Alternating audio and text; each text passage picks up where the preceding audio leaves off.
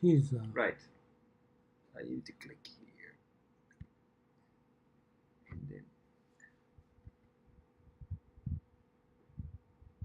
Okay. All right. Good afternoon. Today is June 8th, I believe.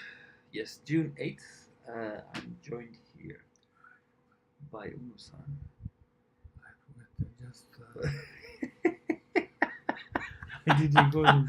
That's much appreciated.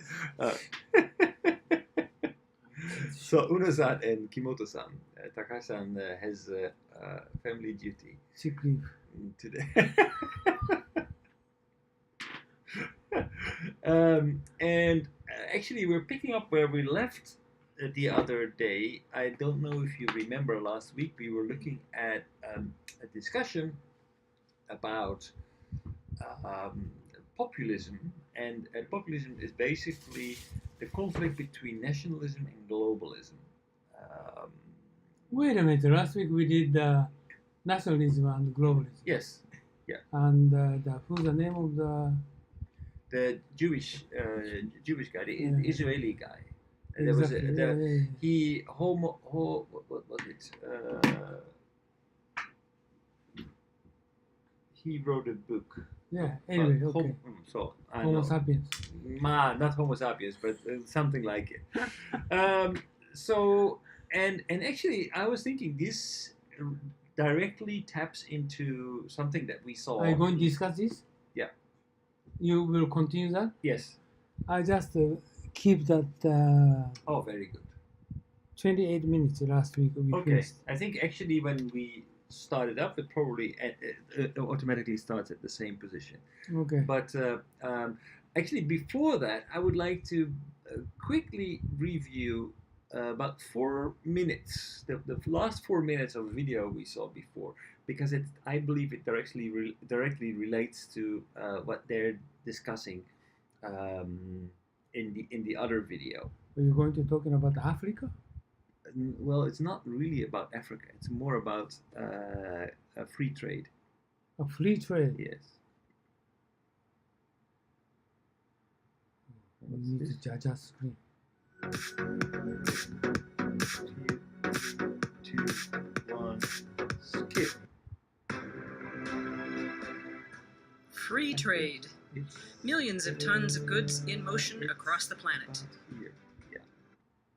Free trade does bring prosperity to some people, but it also widens the gap between rich and poor.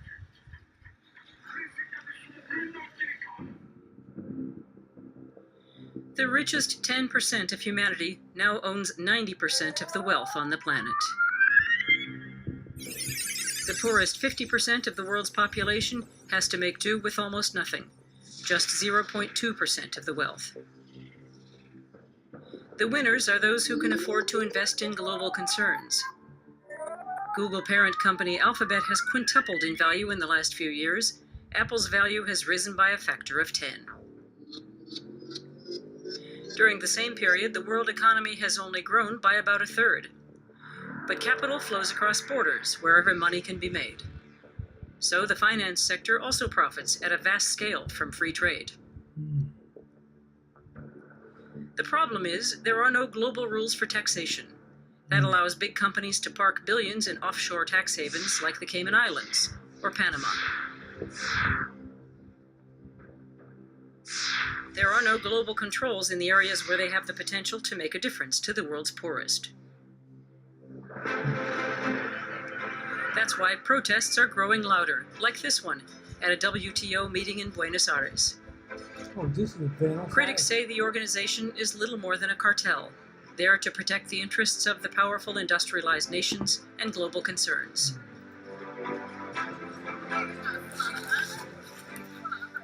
People like Mama Mbale have few chances in a world like that, because without protectionism, trade can never be fair. Food production in particular has to be shielded from cheap competition, whether in developing countries or industrialized ones. If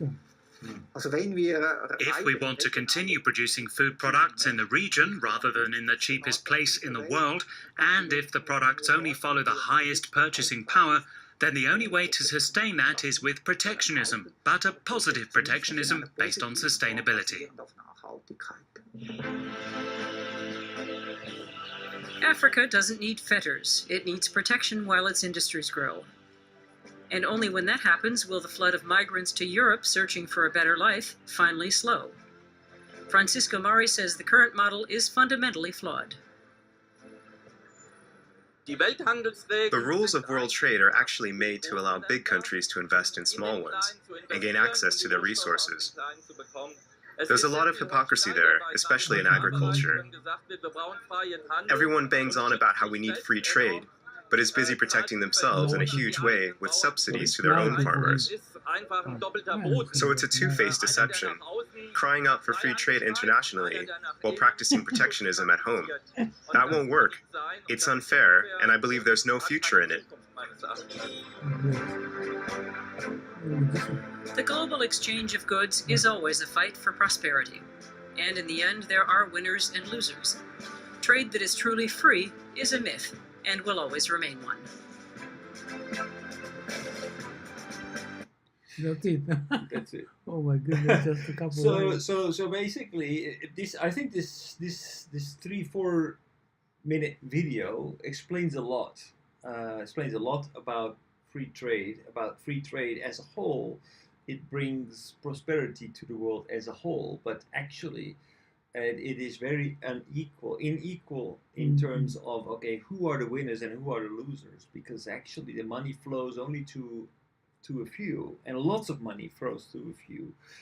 And that would not be such a big problem if we were able to redistribute that money. So if we would be able to tax it, but we can't tax it because basically our globalized world allows us to set up headquarters anywhere in the world where tax climate is the most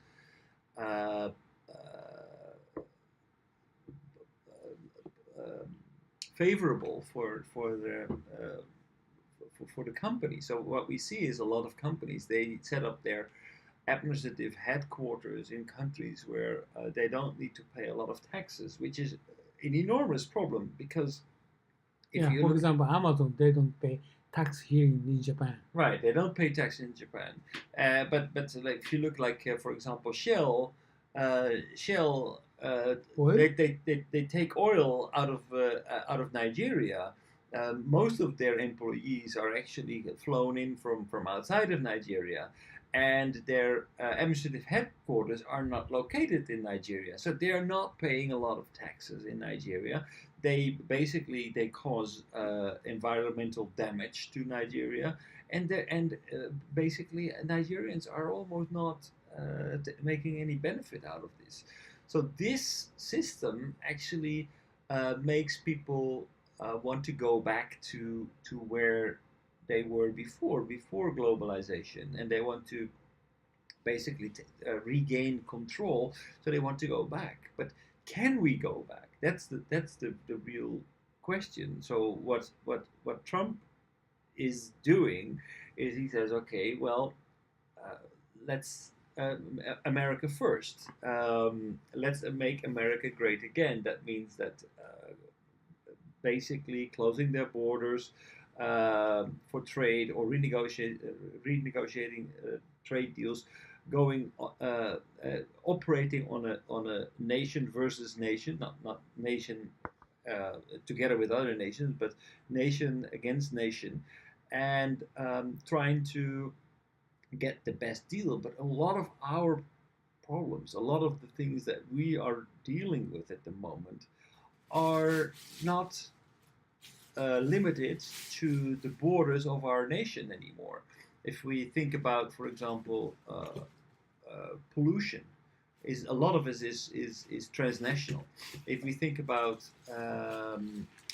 technological development, that also is transnational. So today's world has globalized, but what populists and what nationalists are trying to do is try to go back to nations, but they are not capable of dealing with a lot of things that are happening in the world today. So That's, I think, is the core issue. Okay, just maybe you understand.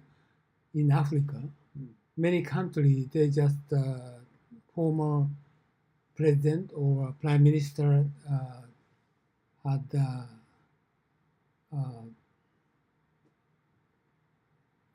bribe or some fraud. Okay, fraud. They did fraud, so they got the money from European countries Right. for themselves. Right. So actually, the Nigeria is the same, and they sold oil exploration. Right. But that is why so many European countries have always tried to support a minority ruler. That's why the Pahlavi of Persia, Iran, was kept in power by the British, because if they would keep him in power, then he needed support of the British. So he would support the British, and in exchange they would get access to their oil. Just so this kind of relationship was the basis of divide and rule.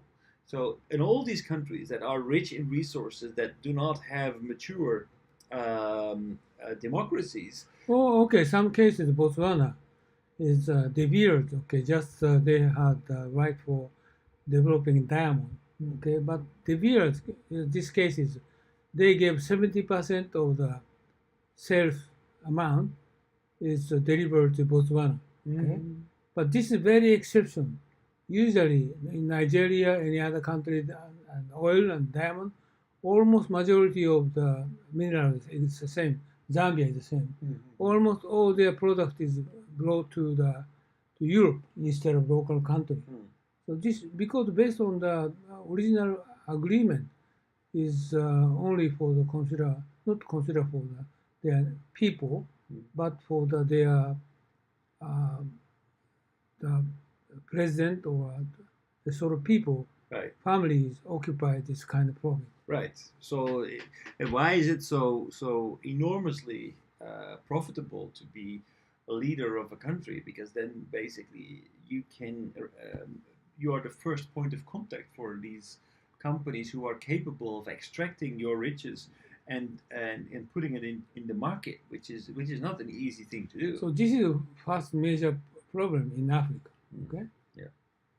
And the other issue is just video shows that, like Apple, their profit is past 10 years growing huge, and currently America banned Huawei sales, but China still not banned for Apple in China. This is my observation. China will going to do that. How come you're going to lose the profit in China? Okay, and it's not fair. Just you said, America great again. Oh, China believes this is son of a bitch. How come they don't pay tax for my country? Right.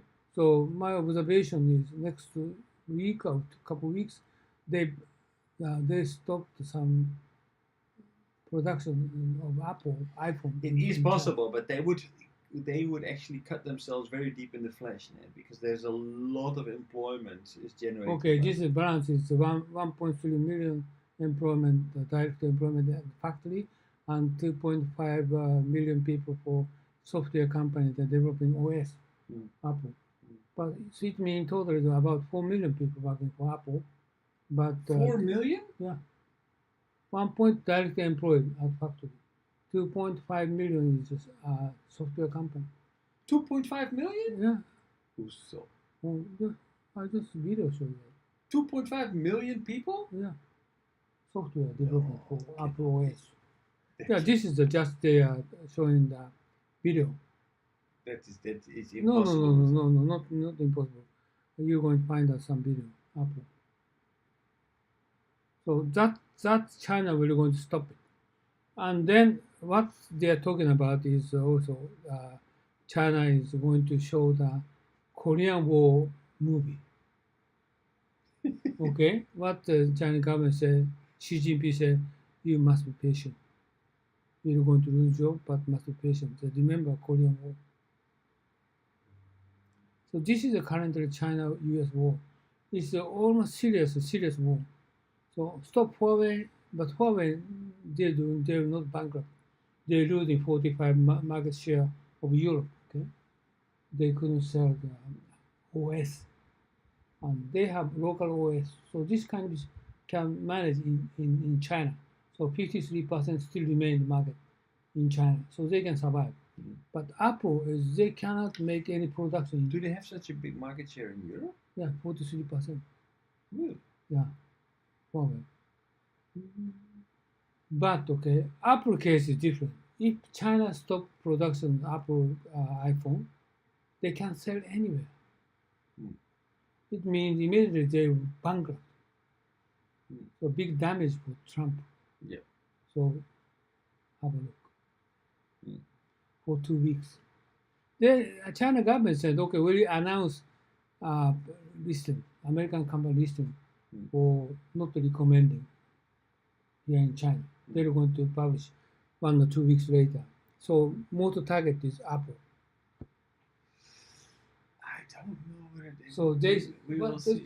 they're going to finally, my observation is Trump will going to close down trade war. Otherwise, he's going to never won 2020 election of president. Because Apple is a representative company of the United States. Agriculture, okay, they can be patient. Automobile is minor, but 5G they lost it, and smartphone if they're going to lose it, Apple lost it. Apple and following is American just usual couple company, right? They're going to lose in the manufacturing in China. They're going to bankrupt, so they lose IT industry, American IT industry. So Trump cannot sustain his position next 2 years. But still, China will going to stop it. Do you know the video is showing? I'll show you somewhere. It's just not easy to show this one. I don't know how to do this. Okay, it's YouTube.